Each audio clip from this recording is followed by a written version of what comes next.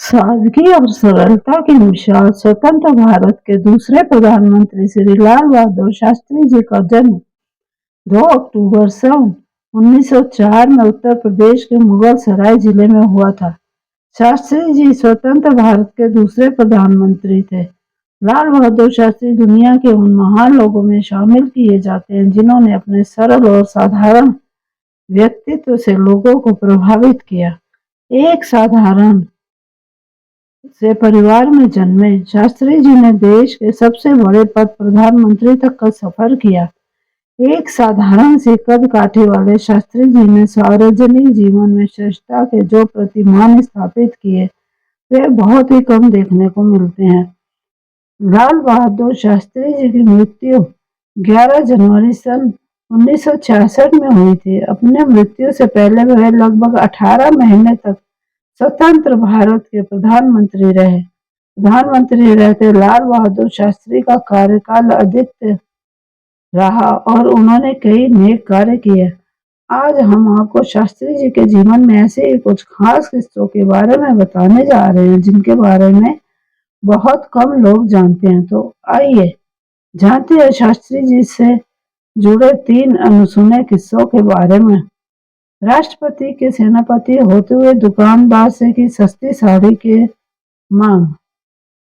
एक बार शास्त्री जी एक दुकान में साड़ी खरीदने गए। दुकान का मालिक शास्त्री जी को देख बेहद खुश हुआ। उसने उनके आने को अपना सौभाग्य माना और स्वागत सत्कार किया। शास्त्री जी ने कहा वे जल्दी में और उन्हें 4-5 साड़ियां चाहिए। दुकान का मैनेजर शास्त्री जी को एक से बढ़कर एक साड़ियां दिखाने लगा। साड़ियां काफी कीमती थीं। शास्त्री जी बोले, भाई मुझे इतनी महंगी साड़ियां नहीं चाहिए, कम कीमत वाली दिखाओ। मैनेजर ने कहा, सर आप इन्हें अपना ही समझिए, दाम की तो कोई बात ही नहीं है।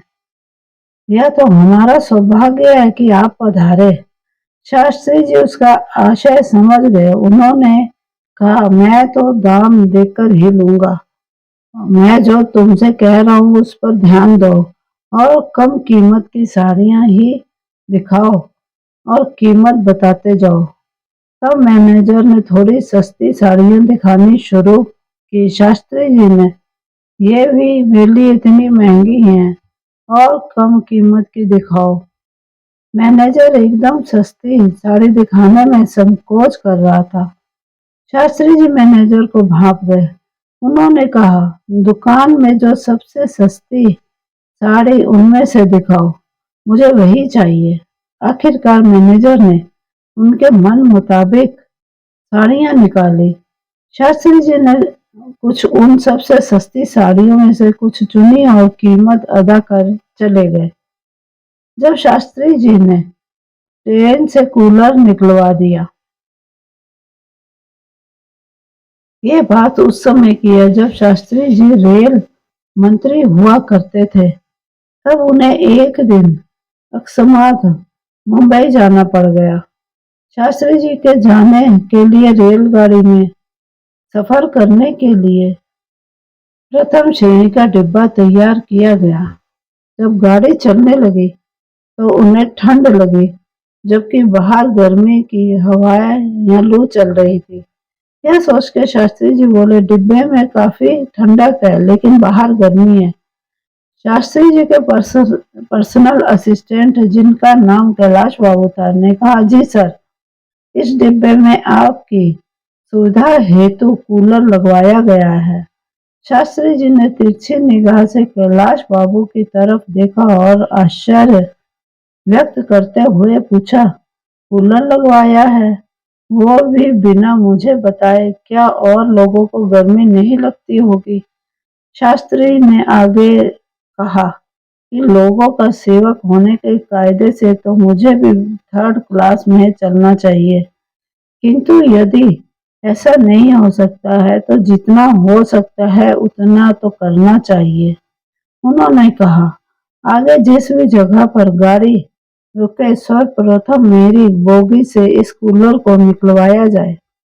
फिर क्या था, मथुरा स्टेशन पर गाड़ी रुकी और रुकते ही सबसे पहले कूलर निकलवाया गया। 3 जब लाल बहादुर शास्त्री ने जय जवान जय किसान का नारा दिया, जय जवान जय किसान का नारा श्री लाल बहादुर शास्त्री जी ने ही दिया। आपको बता दें कि लाल बहादुर शास्त्री जी प्रधानमंत्री होने के अलावा इलाहाबाद से 2 बार सांसद भी रह चुके थे।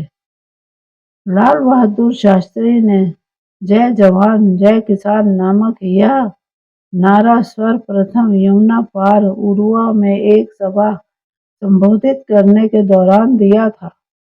उनका यह नारा इतना चर्चित हुआ कि बाद में हर सभा का हिस्सा बन गया। लाल बहादुर जी इंटर कॉलेज से रिटायर हुए। शिक्षक मंगल देव द्विवेदी ने बताते हैं कि मेजा के उरुआ मैदान में भाषण के दौरान शास्त्री जी ने कई बार जय जवान जय किसान का नारा दिया। बाद में यह नारा देशभक्ति का प्रतीक बना। आधिकारिक तौर पर यह नारा 1965 के भारत-पाक युद्ध के दौरान प्रधानमंत्री लाल बहादुर शास्त्री द्वारा दिया गया। इस नारे को भारत के राष्ट्रीय नारे का दर्जा प्राप्त है, जो भारतीय सेना के पराक्रम और त्याग के साथ ही किसानों के श्रम को दर्शाता है।